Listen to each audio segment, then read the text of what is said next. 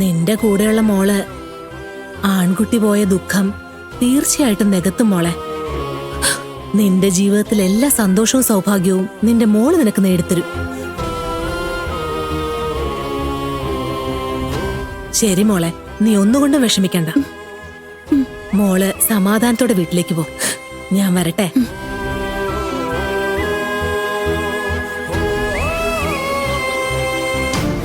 എന്റെ ദൈവമേ, ഞാൻ ഇവളോട് എന്ത് ക്രൂരതയെ കാണിച്ചത്.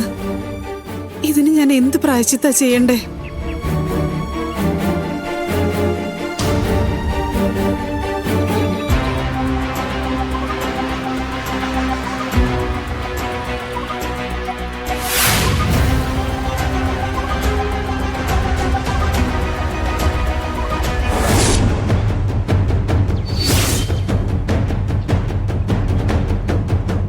അയ്യോ, ഇയാൾ എന്താ ഇവിടെ? ഇയാൾ എന്തിനാ ഇവിടെ വന്നേ?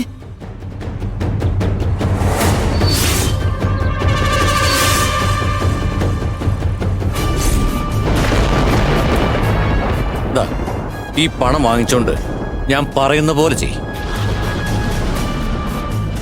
എന്താ ആലോചിക്കുന്നേ? ഇത് 5 ലക്ഷം രൂപയുണ്ട്. വർഷങ്ങളോളം ഈ ഹോസ്പിറ്റലിൽ ജോലി ചെയ്ത് എന്തു തന്നെ സമ്പാദിച്ചാലും നിനക്ക് ഇത്രയും പണം സമ്പാദിക്കാൻ പറ്റില്ല. പിടിക്കേ, ഇത് പിടിക്കേ. നോക്ക്, ഞങ്ങളുടെ രക്തത്തിൽ പിറന്ന കുഞ്ഞിനെ ഞങ്ങൾ പണം കൊടുത്ത് വാങ്ങേണ്ട അവസ്ഥയായി. അതും ഈ കുഞ്ഞിന്റെ നന്മയ്ക്ക് വേണ്ടിയാ ചെയ്യുന്നത്. നിന്നോടും അതുകൊണ്ട് തന്നെ അത് ചെയ്യാൻ പറയുന്നേ. അത് നീ ആദ്യം മനസ്സിലാക്ക. സാർ, ഇത് പുറത്തറിഞ്ഞ പ്രശ്നമാവും സാർ. അങ്ങനെ ഒരു പ്രശ്നം ഉണ്ടാവില്ല.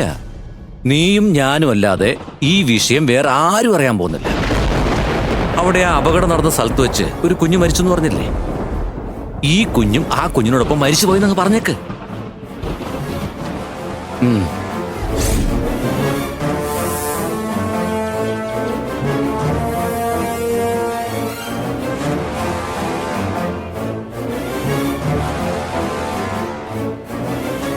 അപ്പൊ ഇവരെല്ലാരും ഒരു നാട്ടിൽ തന്നെ ഉണ്ടോ?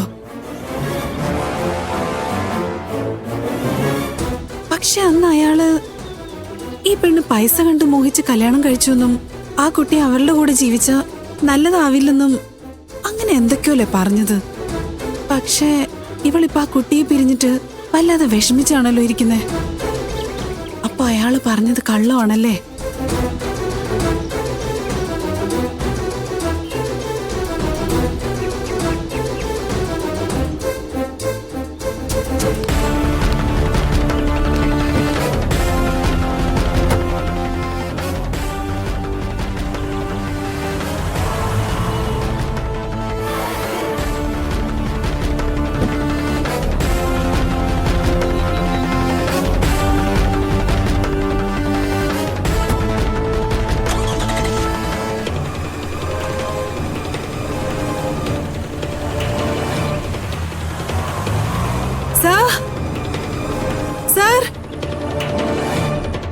അയ്യോ, അയാള് പോയല്ലോ.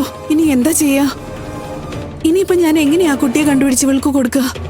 അയാളെ കണ്ടുപിടിച്ചാലല്ലേ ആ കുട്ടിയെ പറ്റിയുള്ള വിവരം കിട്ടുള്ളൂ. എങ്ങനെയെങ്കിലും അയാളെ കണ്ടുപിടിച്ച് ആ കുട്ടിയെ അവൾക്ക് തിരിച്ചു കൊടുക്കണം.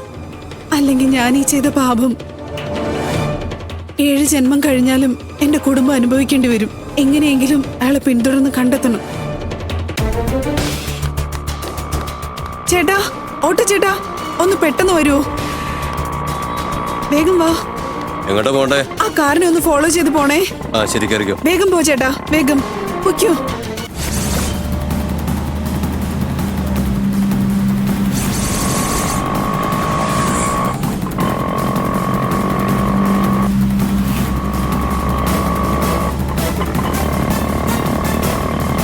ചേട്ടാ ഒന്ന് വേഗം പോണേ. ആ ശരി, പോവാം.